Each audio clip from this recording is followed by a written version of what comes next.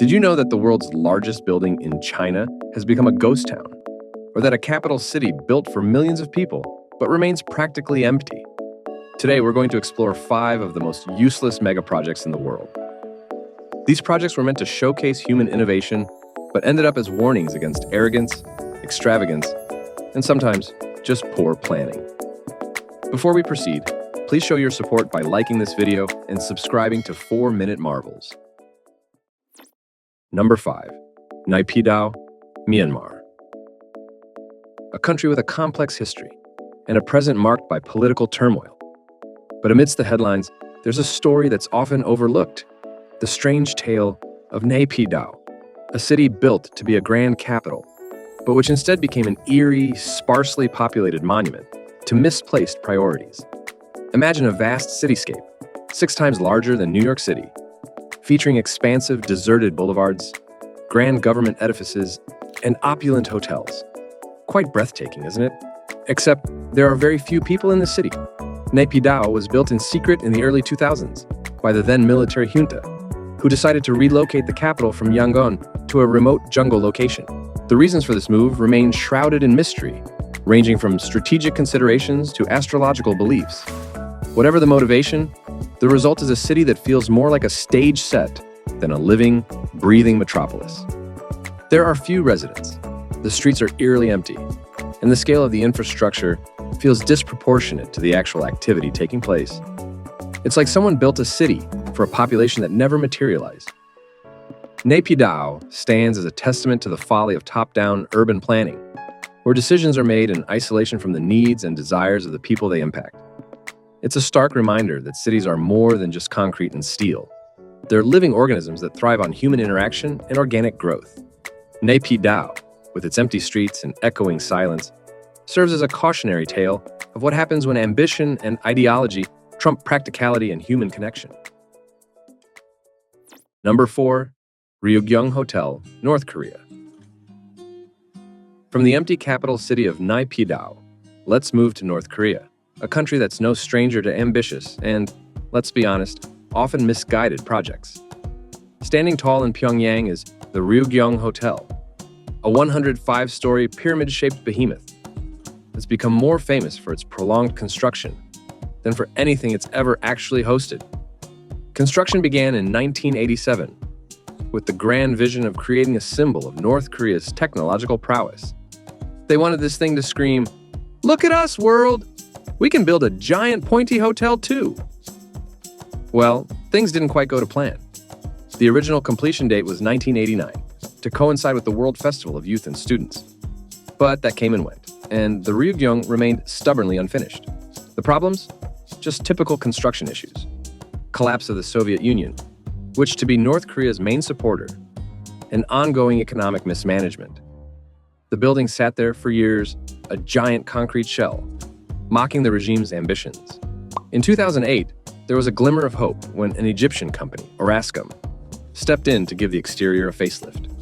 They covered the bare concrete with shiny glass panels, making it look less like a post-apocalyptic relic.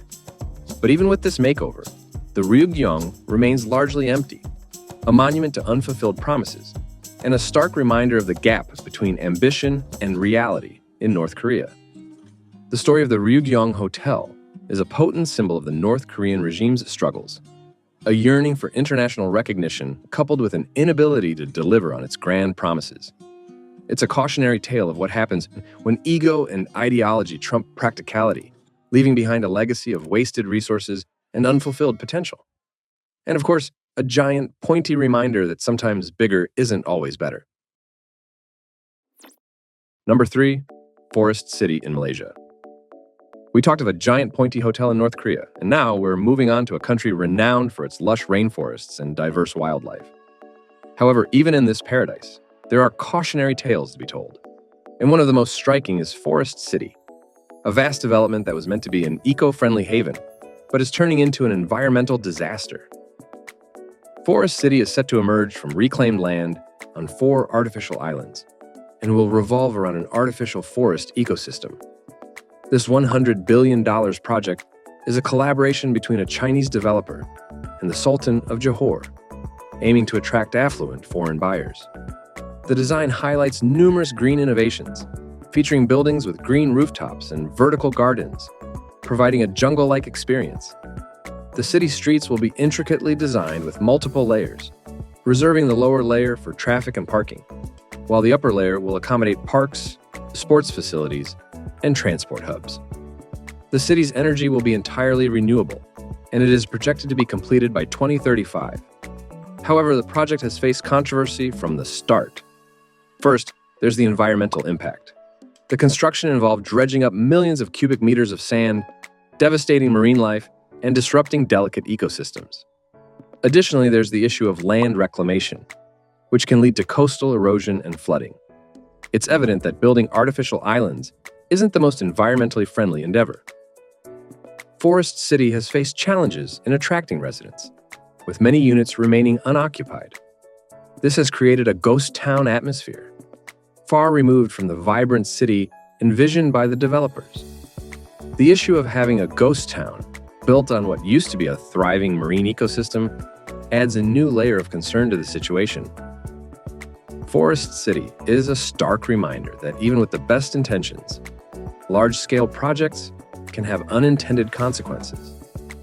The desire for progress and profit can sometimes overshadow the need for sustainable development, leaving behind a legacy of environmental damage and economic uncertainty.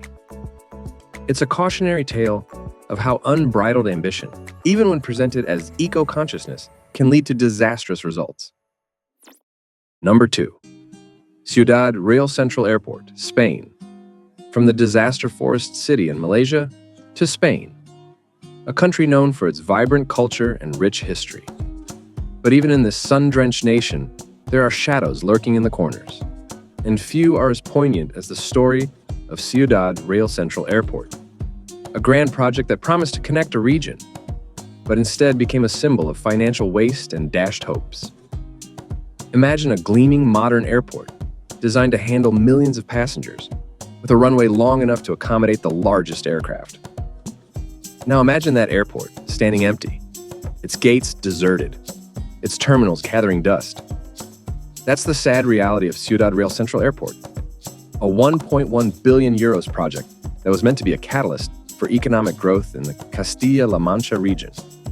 Completed in 2008, just as the global financial crisis hit, the airport was doomed from the start. The airlines were hesitant to fly to a distant area with low demand, causing passenger numbers to drop significantly. The airport struggled for a few years before ultimately closing down in 2012, leaving a trail of debt and broken promises. The story of Ciudad Real Central Airport is a cautionary tale of poor planning, misplaced optimism, and the dangers of chasing grand visions without considering the economic realities. It's a monument to the perils of building infrastructure in the hope that demand will magically follow. A reminder that sometimes even the most well-intentioned projects can fall victim to circumstance and bad timing. And as the wind whistles through the empty terminals, it serves as a haunting reminder of the cost of unchecked ambition. Number 1. New Century Global Center, China.